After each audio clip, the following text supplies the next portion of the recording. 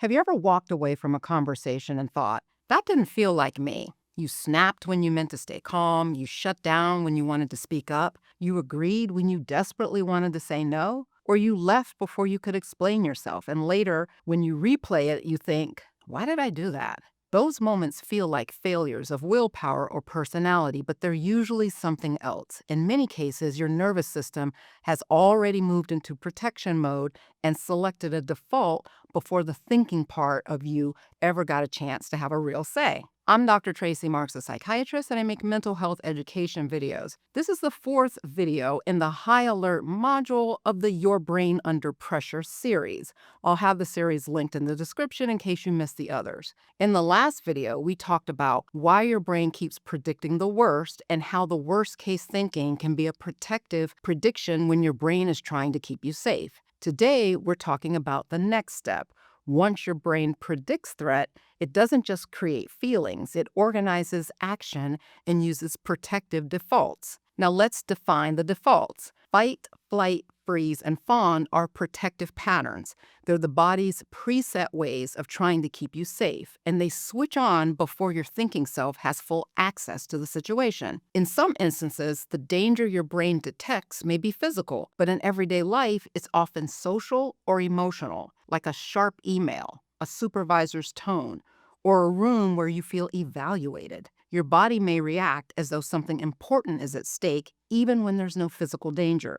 And once the threat system is activated, your nervous system may reach for one of several protective patterns. Fight is the response that moves toward the threat. It mobilizes you to push back, defend, or regain control. Fight can look like snapping, arguing, correcting someone sharply, raising your voice, or becoming suddenly forceful. It can also look more subtle than that. You may become rigid in your point of view, interrupt more than usual, or feel an urgent need to prove that you're right. Fight is not automatically aggression, it's mobilization. The nervous system is gathering energy to protect you through action. But when that protective energy comes out too strongly, it can hurt other people or escalate a situation later that you wish you'd handled differently.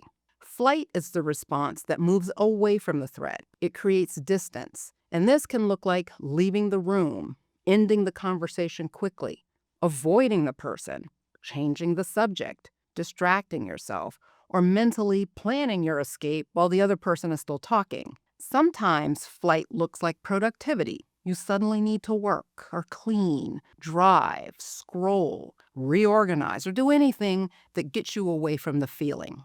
Flight is not weakness. It's the nervous system trying to reduce danger by creating space. And sometimes distance is exactly what you need. Problem comes when leaving becomes automatic, even in situations where staying present would help you communicate better or make a more grounded decision. Then there's freeze. Freezing is often misunderstood as doing nothing, but it's actually a state of high internal arousal combined with physical lockdown. It's like your nervous system is pressing the gas pedal and the brake pedal to the floor at the same time. In older survival environments, becoming immobile was a way to reduce danger, or when fighting or escaping just wasn't even possible. In modern life, the same pattern can show up when you're put on the spot, criticized, overwhelmed, or trapped in a conversation where no response feels safe. Then there's Fawn. Fawn uses appeasement, pleasing, smoothing things over, making yourself smaller or less threatening, all as a way to bring down the danger. It tends to show up when you can't fight the threat and you can't get away from it. One caveat about Fawn: it's a widely observed, clinically relevant pattern, but it isn't fully settled as a fourth category the way that the other three are. And it's worth separating from ordinary kindness and healthy give and take. The difference is choice. Helping someone because you care is generosity. Erasing yourself automatically because a threat is in the room is different. One comes from choice and communication, the other comes from protection. Let's put the four responses in one situation. Imagine 4 people sitting in a meeting. A supervisor sharply criticizes a project in front of everyone. The criticism may be brief, but the room suddenly feels tense. One person feels the heat rise in their chest and immediately pushes back. Their voice gets sharper and they start defending themselves before they have time to think. That's fight. Another person feels the same pressure, but their body wants out. They stop contributing, keep their answers short, and spend the rest of the meeting waiting for it to be over. Afterwards, they avoid the supervisor and delay opening up follow-up emails. That's flight. A third person just goes blank. They know the details of the project, but in the moment, they can't access them. Their body feels stuck, their mind empties, and later in the car, they think of everything that they could have said. That's freeze. A fourth person quickly smooths things over. They apologize, agree with the criticism, and volunteer to take on extra work, even though part of them feels resentful afterwards. That's Fawn. Same situation, same general pressure, 4 different protective defaults. The point is not that one response is better or more mature than the others. Fight is not stronger than freeze. Fawn is not nicer than flight. These are just different ways the nervous system tries to protect you when something feels threatening. And this is why regret often shows up after the fact. Once your nervous system settles and your thinking brain has more room to work, you may be able to see options that just weren't available to you at the moment. So why does one person fight while another freezes or fawns? Part of the answer is learning.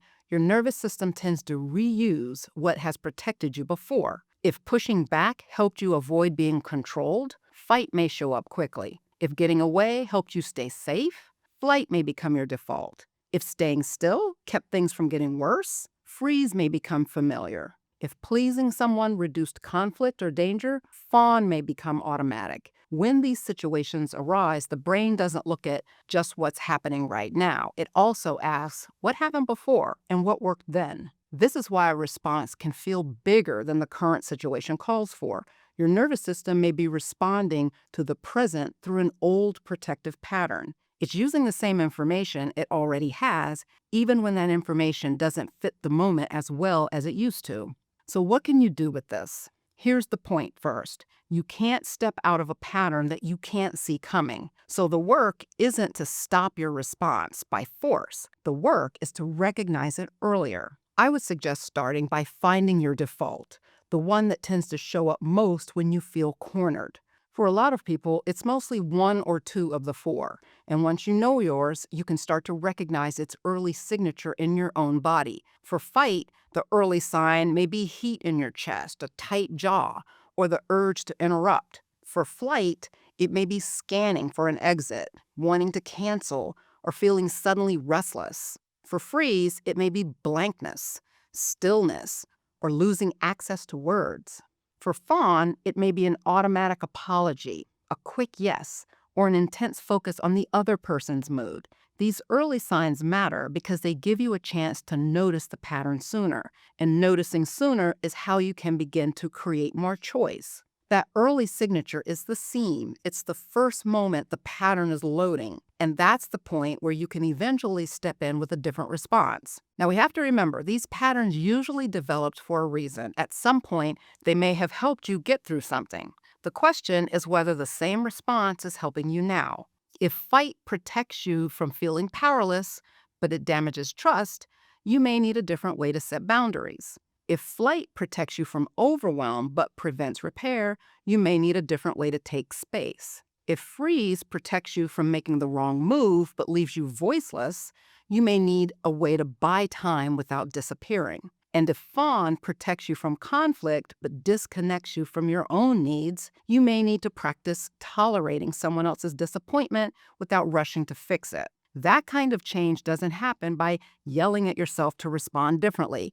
It happens by helping your brain update the threat reading. If your nervous system keeps interpreting stress as danger, it will keep reaching for defensive defaults. That's where we're going in the next video. We'll talk about how to teach your brain the difference between stress and threat, because many everyday demands are uncomfortable, but they're not always dangerous. For today, remember this: fight, flight, freeze, and fawn are protective patterns your nervous system uses when it senses threat. Some of those patterns may have helped you before. Some may be costing you now. But once you can recognize your default, you're no longer just reacting inside the pattern. You're beginning to create the space where a different response can become possible. Thanks for watching today. See you next time.